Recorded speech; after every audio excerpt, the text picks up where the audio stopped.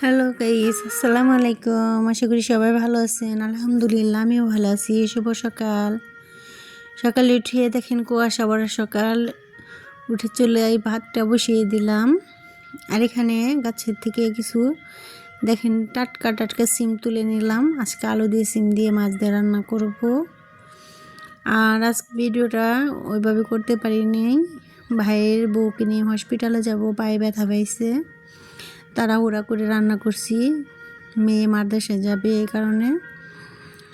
রান্নাটা বসিয়ে দিয়ে সমস্ত কাজ শেষ করছি সংসারের, ঘর গোছানো থেকে প্লেট সব কিছু ধোয়ার, ঘর ঝাড়ু দেওয়া, স্কিপ করে করে ভিডিও করছি। আর যারা আমার ভিডিওটা দেখতেছেন তাদের সবাইকে অসংখ্য ধন্যবাদ। যারা আমাকে সাবস্ক্রাইব করেন অবশ্যই আমাকে একটু সাবস্ক্রাইব করে পাশে থাকবেন। একটু সাবস্ক্রাইব করলে আপনাদের কোনো ক্ষতি হবে না।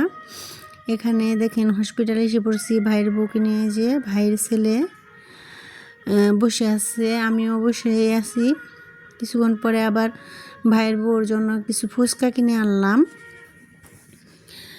কিন্তু ভাইয়ের বউ খায় নাই, আমরা সবাই মিলেই খাইছি।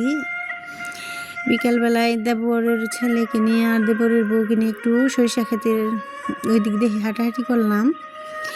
দেখবেন যত মন খারাপ থাক, যদি একটু নিজে প্রাকৃতিক ঈদে যদি ঘোরাফেরা করা যায় ভালো লাগে।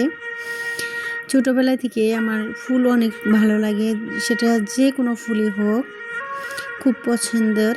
আমার খুব ফুল ভালো লাগে। দেখেন সরিষা ফুলগুলো কত সুন্দর।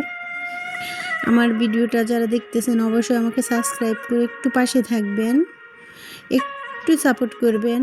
দেখেন এই দেবরের ছেলে। আর যারা আমার ভিডিওটা প্রথম থেকে শেষ পর্যন্ত দেখছেন তাদেরকে অসংখ্য ধন্যবাদ। আল্লাহ হাফেজ।